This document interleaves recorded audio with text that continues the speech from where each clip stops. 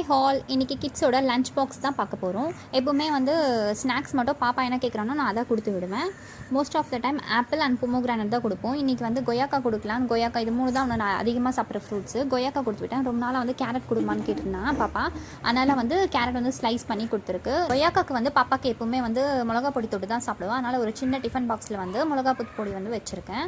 அப்புறம் லஞ்சுக்கு வந்து பார்த்திங்கன்னா சாம்பார் சாதம், அப்புறம் வந்து உருளைக்கிழங்கு ஃப்ரை வந்து ரவுண்ட் ஸ்லைஸில் இருக்கணும், இல்லை இந்த மாதிரி டிசைனாக இருந்தால் சாப்பிடுவோம்.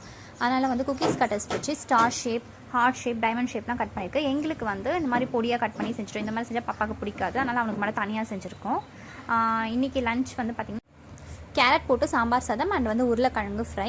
இது வந்து 3 கேரியர், நாங்கள் 2 கேரியர் தான் மோஸ்ட்லி யூஸ் பண்ணுவோம். அதனால் சைடில் இடம் இருக்கும் ஸ்பூன் வைக்கிறதுக்கு, அதிலே வச்சு க்ளோஸ் பண்ணிவிடுவோம். அவ்வளோதான் லஞ்ச் பாக்ஸ் ரெடி பாப்பாக்கு. அண்ட் அதோட இந்த வீடியோ பிடிச்சிருந்தா மறக்காமல் சப்ஸ்கிரைப் பண்ணுங்கள். தேங்க்யூ ஃப்ரெண்ட்ஸ், பாய்.